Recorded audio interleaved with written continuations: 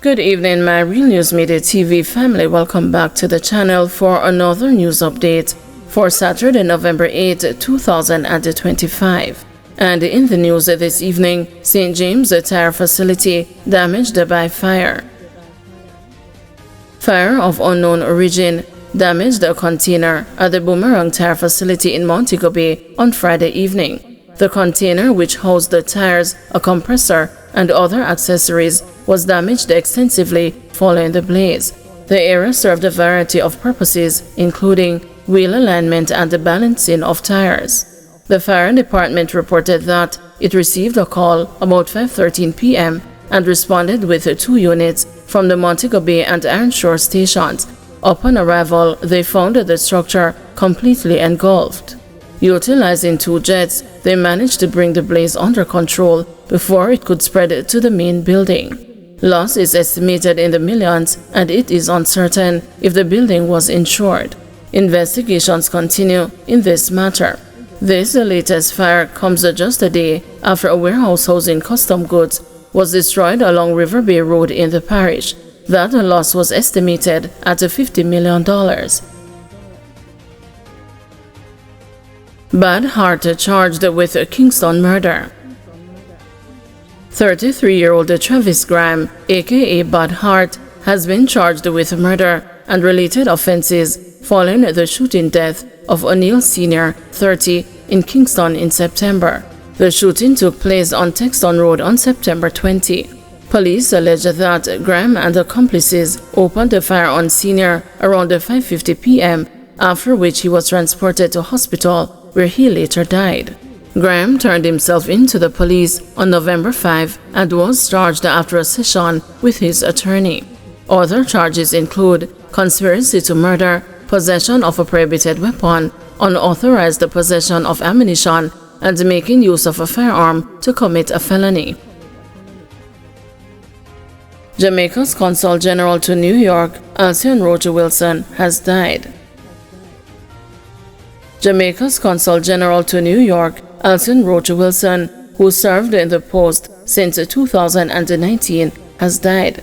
I am deeply saddened to announce the passing today of Alcyon Wilson, Consul General of Jamaica at New York, at her home in New York, said the Minister of Foreign Affairs and Foreign Trade, Kamina Johnson-Smith, in a statement on Saturday. The Foreign Minister praised Wilson's dedication to the role, in which she was the 11th person to serve. Consul General Wilson served Jamaica at the highest level of excellence during her tenure from July 2019 to present. Her accomplishments defy the time during which she served with a deep commitment to country, the Foreign Service, and indeed to Jamaicans at home and abroad, Johnson-Smith said. Wilson was trained in finance with a celebrated Wall Street career, during which she founded her own financial consulting firm, the Alcyon Road Group. Wilson also spearheaded an assistance program for Jamaican doctors and nurses working overseas to assist Jamaica during the COVID-19 pandemic. She was awarded the Order of Distinction in the rank of Commander. Johnson-Smith, in describing the veteran diplomat as an ever-patriotic, generous, and beautiful soul, expressed her condolences to her family. Everyone who has worked with her or simply met her also knows unequivocally that she was also a warm and generous human being who exemplified professionalism, loyalty to country, and friendship to the world. In addition to my own personal sorrow and my own personal expressions to her family, with whom I have spoken on behalf of the government of Jamaica and its people, including the diaspora in the United States, I extend deepest condolences to her husband Omar, her children Brian and Vanessa, and the rest of the working family, added the minister. West Green residents decry slow water restoration after Hurricane Melissa. Residents in West Green, St. James, are lamenting what they describe as a slow response in restoring water to the community over a week after Hurricane Melissa struck, a situation they believe could lead to health risk.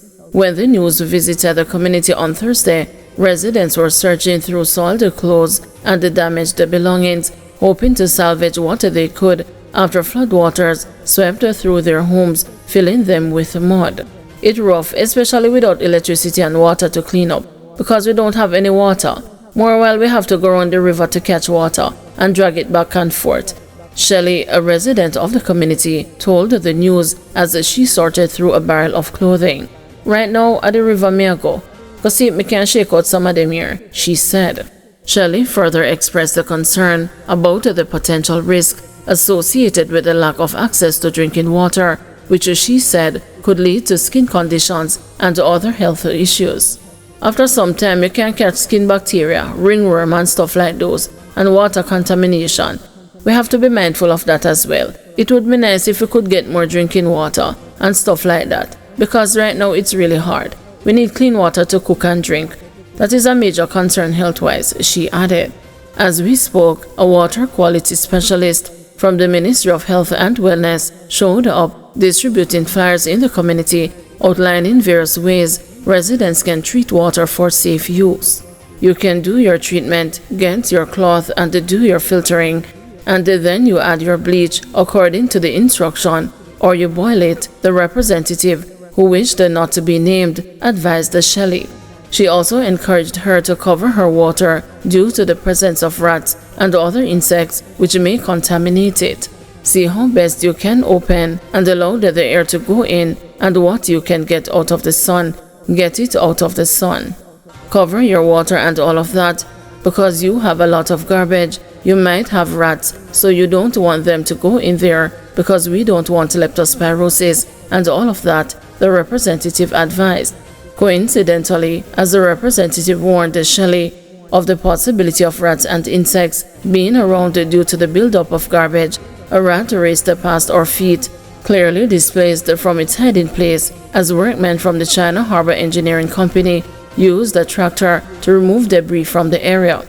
Lloyd Bailey, a veteran soil scientist who also resides in the community, expressed a concern about the restoration of water to West Green a week after Hurricane Melissa impacted the island. My concern is that the response to water is slow. If I wasn't wise to instruct them how to treat their water, maybe we would have had illness, said Bailey during an interview with the news. Bailey also criticized the organization among first responders, emphasizing that basic necessities such as water and food should be prioritized immediately after a hurricane. They have to better organize what they call first responders. When you have a hurricane, the first person to go out is the people with water and with food. Then after that, you start to put on the technicalities as to who gets what, because up to now, this side here, we have not even gotten an ounce of water, he said. Jamaica's drainage infrastructure was another concern for Bailey, which he described as being fundamentally flawed for decades. All of our drainage systems in this country for the past 40 years is wrong, Bailey said. He explained that drainage holes are too small and improperly positioned without a consideration for aerodynamics or the physics of water flow. According to Bailey, many drains become overwhelmed during heavy rainfall, making it impossible to manage flooding effectively. All the drainage is wrong. Every one of the drainage systems is wrong. So Melissa is an eye-opener for all of us and for Jamaica. Our drainage systems are wrong, our roofing systems are wrong, he added. Thank you everyone for watching. See you tomorrow morning at 6 a.m. for another news update.